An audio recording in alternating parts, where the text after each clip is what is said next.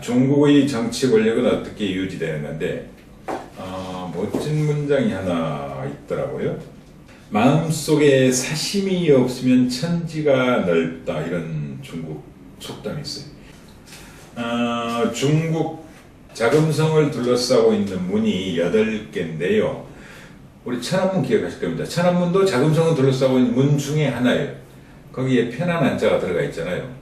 중국에 있는 문 8개는 동대문, 서대문, 남대문, 북대문 이랬을 거 아니에요. 뭐 숭례문 이런 식으로 갑니다만, 거기는 그 8개 문마다 편한 한자가 들어가 있어요. 천안문, 무슨 안문, 무슨 안문. 그래서 중국이라는 사이가 워낙 방대하니까 중국이요, 유럽 땅덩이보다 더 넓습니다. 그러니까 22개 성, 그 다음에 4개 서울특별시 같은 시, 5개 자치구로 되어 있거든요. 얼마나 다양하겠습니까? 근데 우리는 자꾸 중국을 단순화시켜 이해하는 버릇이 있는데, 중국은 어찌됐건 정치체제에서 안정성을 대단히 중시 여긴다는 설레로 그 예를 들었어요. 전 그게 대단히 다가왔습니다. 미국의 서버를 둔 중국 정치의 마크로를 보도하는 그런 인터넷 뉴스를 보니까 11월 8일부터 10일 사이에 제19차 당대회가 열려서 차기 5년 지도자를 뽑거든요. 근데 이제 뭐 시주석이 5년 더 하는 건 맞고, 그다음에 총리를 누가 할지 이런 문제를 놓고 지금 커다란 베이다이하라는 우리 서해안 바닷가에서 회의를 하고 있다는데, 왜 이 사람들은 그런 식으로 수많은 마크 투쟁도 있으면서 선거도 없으면서 엘리트들을 잘 충원해내고 그 엘리트들이 나라를 이끌어가는가? 그 이야기입니다. 엘리트는 어떻게 선발하는가? 공산당원은 누가 되는가? 그리고 지난 설레로 18자 지금부터 5년 전 지도자를 뽑는 시스템은 어떻게 돼 있었는가? 어떻게 선거하고 그래가지고 마지막 7명을 선발해가는 과정. 그래서 지금 시진핑 1기 체제가 출범했고 이제 2기 체제로 가는 거 아니겠습니까? 불과 얼마 전에 후칭시장 순정차이를 물러나게 하고 자기랑 가장 가까운 귀주성 당서기를 데려왔거든요. 그런 어마어마한 권력 투쟁이거든요.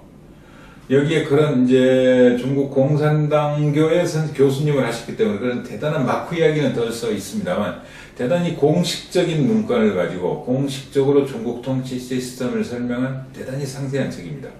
한 가지만 마지막으로 설명드릴게요. 18기 중앙정치국 역대 집단학습 내용 통계가 나와 있어요. 전 이걸 처음 봤습니다.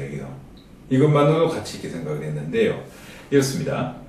거의 한 달에 한 번씩 중앙정치국 상무위원들이 모여서 강의를 들어요. 맨 첫 번째에는 역시나 중앙공산당 중앙총석이 시진핑이 있어요. 쭉 내려가서요.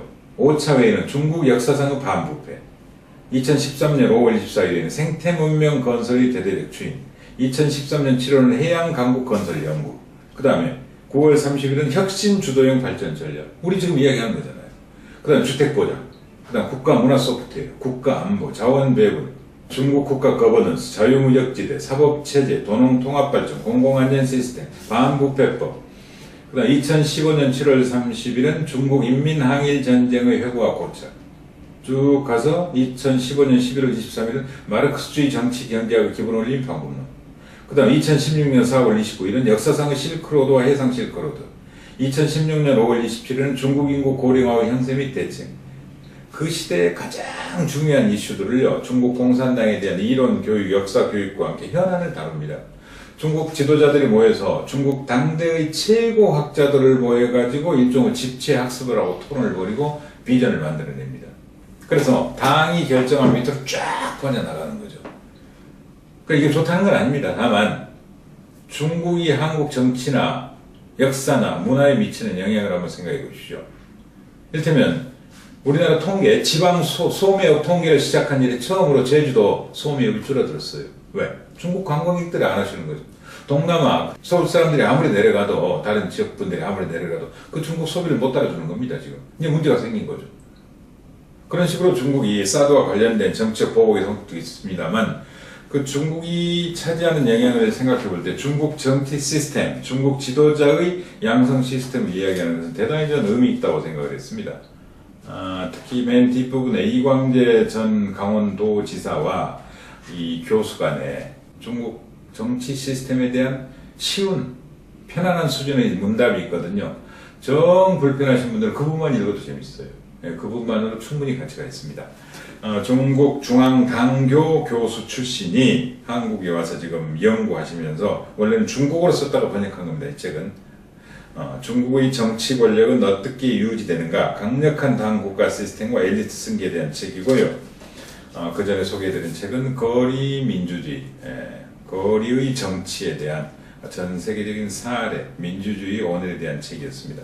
두 가지 민주주의와 중국의 정치 시스템을 가지고 오늘 이야기를 나눴습니다. 다음 시간에 뵙겠습니다.